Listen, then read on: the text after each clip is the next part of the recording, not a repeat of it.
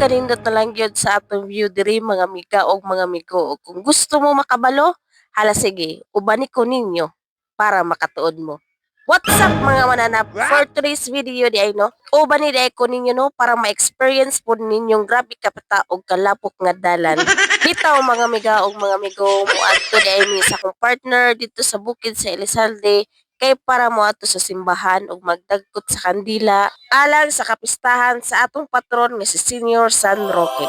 Ug kay wala man ta naka-attend sa ilang misa gahapon dito sa bukid, why not?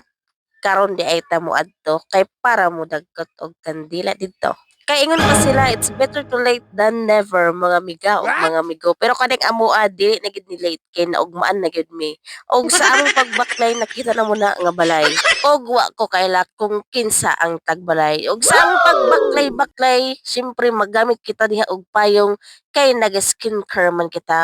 Maiwas lang ta kay para dili madaot ang atong dagway. O di ba? Pero kaning pagkatunga sa mga amiga og mga amigo, dili na gid ni bag-o nato kay syempre taga bukid man kita. Maong easy na lang kayo ni para sa ako ah. Og kung taga diri ka sa amo makatuod gid ka ani asa ning dapita. Og kay wala pa man tay pamahaw mga amigo og mga amiga. Diri di ay ta mamahaw daplin sa sama uban ang akong pinakagwapo nga bana. Uban pod ang among duha ka ero nga pareha og naong niya. Pagkatinaw na lang gid sa ilang sa padre mga amigo og mga amiga og pwede kaayo mo maligo diring dapita. Og unsa pa may atong langayan mga amigo og mga amiga, syempre mangaon na kita kay nag-andam na ang akong pinakagwapo nga bana. Og mukaon na kita kay para ang atong panuhot dili pusaka kay basin niya magsipa-sipa kita og lata. Og pagkahuman din sa atong pagpamahon, napansin ako ni ang ilang sapa nga pagkadaghan og isda. Kalami na lang gid kaayo panguhaon pero di pa mahimuan kay gagmay pa kaayaw. Ug sa walay paglangan mga amigo og mga amiga, mga tura kita kay layo-layo para bagito ang atong padulngan. Uban na po na nato ang atong duha ka ero og syempre kita diring dapita magpayong kita unya nakita nako nga murag ka ulanon na gid siya. Og kung moadto di ay mo didto mga amiga og mga amigo, ingani di ay ang dalan nga inyong maagian. Pero pasalamat gihapon ta aning adlaw kay wala kini naulanan. Kay kung nag-ulan pa kining dalana pertig yung pita. Og sa walay pagdugay-dugay sa pila ka oras nato nga baklay, hapit na gyud mulugwa ang akong mata kay grabe gyung kapoya.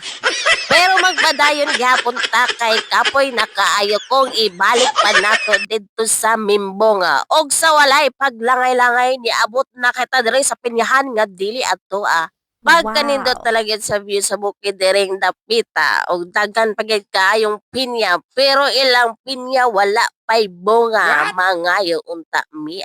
Og syempre mga amigo og mga amiga dili ta mo lakaw aning dapita nga walay picture kay may na lang to mapansin ta ni Mita matagaan kita og kwarta. Og pagkahuman namo diring dapita di ay mga amigo og mga amiga niinom sa di ay kog tubig kay grabe na gid na kong kapuyang nga maluya na gid ko. Og sa pila ka oras namo nga pagbaklay uban ang akong pinakagwapo nga bana og ang among ero nga duha. Niabot na gid mi diring dapita. So mao di ay kini ang simbahan sa Sitio El Salde.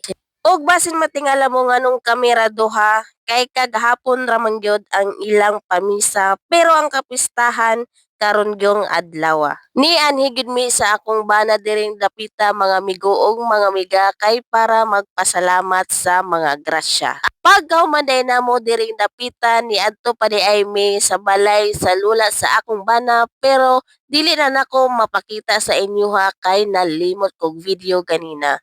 So niuli na lang di ay mi pagkahuman. Dayon syempre naibaon nato nga manghuwan nga gipalit nato dito sa Mimbonga ganina pero akong bana dili daw siya mukaw. Ako na lang ning hotdon kay ang atong oras alauna na sa hapon o grabe na gyud kagutom. Og sa walay paglangay niabot nato diri sa Mimbonga og diri na lang ko taman aning video Daghang salamat mga amigo og mga amiga.